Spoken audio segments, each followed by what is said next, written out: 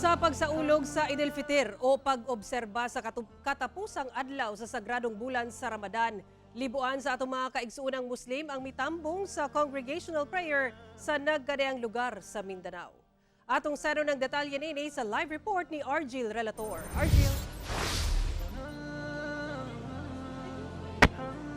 Sara sa sermon sa Davao City, gipahinumdum ang pagpadayon sa pagtuman sa mga katuroang Islam. Samtang mitimbaya sab ang simbahang Katoliko sa pagtapos sa pag-obserba sa Ramadan sa atong mga kaigsuunan nga mga Muslim. Allahu Akbar. Allahu Akbar.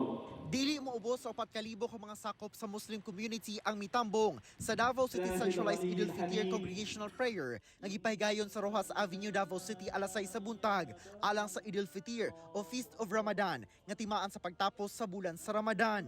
Sa sermon, gipaabot kanila nga ipadayon gihapon ang pagsunod sa mga tudlo sa relihiyong Islam sama sa pagpatigbabaw sa disiplina sa kaugalingon, lakip ang paglikay sa mga daotang binuhatan.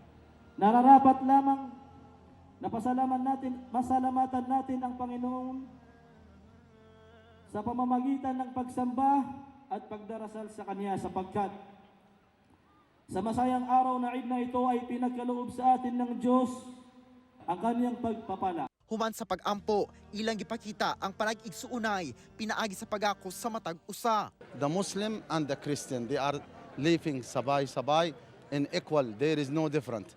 The celebration of Eid this day very successful. Mismo si Davao City Archbishop Romulo Valles, personal nga mitimbaya sa mga kaigsuunang Muslim sa gipahigayon niya Eid prayer sa Barangay Sirawan, Davao City. Sa Zamboanga City, gidagsa sa kapin 3,500 ka mga kaigsuunang Muslim ang congregational prayer sa Eid al-Fitr nga gipahigayon sa Joaquin F. Enriquez Memorial Sports Complex o Grandstand sa Barangay Baliwasan. Masaya dahil ngayon natapos na rin ang aming pagsasakripisyo. Happy Eid Mubarak sa ating lahat. Mensahe kalabot sa panaghiusa sa tanang Muslim sa tibuok nasod ang buot nilang ipaambit. Na magkasundo at saka magkabuang mga Muslimin sa lalo na sa reliyon ng Islam. Dunasay nagpabendisyon aron magbalik Islam. Sa faith ko po na medyo may pagkukulang ako, then doon ko po na-discover yung Islam. Dunasay salo-salo human ang congregational prayer. Hugot sab ang seguridad nga ipatuman sa kapulisan. Mikabat sa kapin 500 ka sidewalk vendors nga miyembro sa Muslim community sa night market sa Cogon ug Carmen ang gitunulan og family food packs lakip 5 ka kilong bugas sa Cagayan de Oro City LGU atol sa katapusang adlaw sa Ramadan o Eid al-Fitr.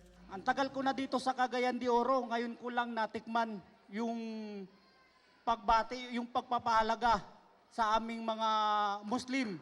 Gipaabot ni Cagayan de Oro City Mayor Rolando Uy ang iyang suporta sa mga kaigsuunang Muslim sa pagpanginabuhi sa kadalanan palibot sa merkado. Magtinahuray lang ta.